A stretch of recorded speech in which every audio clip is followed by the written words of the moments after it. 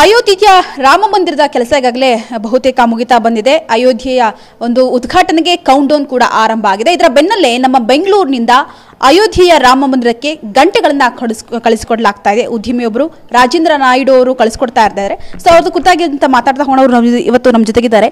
Sir, ಇವತ್ತು ಅಯೋಧ್ಯೆಯ ರಾಮ ಮಂದಿರಕ್ಕೆ 30 ಗಂಟೆಗಳನ್ನ ಕೂಡ ರವಾನೆ ಮಾಡಿದ್ದೀರಿ.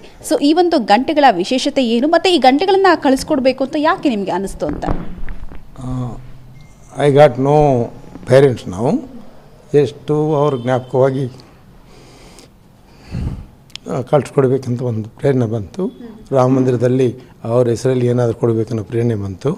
ಆ ಕಾರಣದಿಂದ ಅದು ನಾವು ಸ್ಪೆಷಲ್ ಕೇರ್ ತಗೊಂಡು ಅದು ಆಗಮಶಾಸ್ತ್ರದ ಪ್ರಕಾರ ನಮ್ಮ ಮೆಟಲರ್ಜಿ ಪ್ರಕಾರ ಎಂಥ ಮೆಟೀರಿಯಲ್ ಕಳಿಸ್ಬೇಕಂತ ನಾವೇ ಖುದ್ದಾಗಿ ಪರ್ಚೇಸ್ ಮಾಡಿ ಅದನ್ನು ನಾವು ಮ್ಯಾನುಫ್ಯಾಕ್ಚರ್ ಮಾಡಿ ಅಯೋಧ್ಯೆ ದೇವಸ್ಥಾನಕ್ಕೂ ಕಳಿಸಿದ್ದೀವಿ. ಇಲ್ಲಿ ಭೂವರಹ ಸ್ವಾಮಿ ದೇವಸ್ಥಾನ ಅಂತ ಮಂಡ್ಯ ಹತ್ರ ಒಂದಿದೆ, ಮಂಡ್ಯ ಅಲ್ಲ ಸಾರಿ ಮದ್ದೂರು ಹತ್ರ, ಬ್ಯಾಕ್ ವಾಟರ್ಸ್ ಆಫ್ ಹೇಮಾವತಿ, ಆ ದೇವಸ್ಥಾನಕ್ಕೂ ಕೆಲವು ಕಳಿಸಿದ್ದೀವಿ. ಅಲ್ಲಿಗೆ 1.25 ಟನ್ ಕಳಿಸಿದ್ದೀವಿ. ರಾಮ ಮಂದಿರಕ್ಕೆ ಕಳಿಸಿರೋದು ತೂಕ ಜಾಸ್ತಿ ಇಲ್ಲ, ತೂಕ ಎಲ್ಲ ಸೇರಿ 1 ಟನ್ ಅಂತ ಕಡಿಮೆನೇ. ಬಟ್ ಅವ್ರಿಗೆ ಬೇಕಾದ ರೀತಿಯಲ್ಲಿ ಮಾಡಿ ಅವ್ರು ಕೊಟ್ಟ ಸ್ಪೆಸಿಫಿಕೇಶನ್ ಮಾಡಿ ಕಳಿಸಿದ್ದೀವಿ.